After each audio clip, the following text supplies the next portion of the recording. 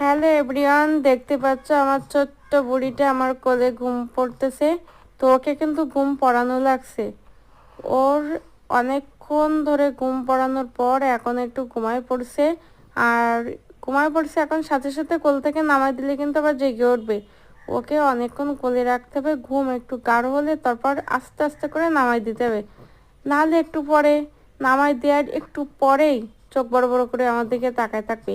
এমনভাবে তাকায় থাকবে যেন মনে হয় তার কোল থেকে নামাই দেওয়ার পরে আমি বড় ভুল করেছি, মানে আর একটু আমার কোলেও থাকতে চাইছিল। তো এমনভাবে তাকায়। তো দুষ্টু বুড়িটা আমাদের অনেক আদরের একটা বুড়ি।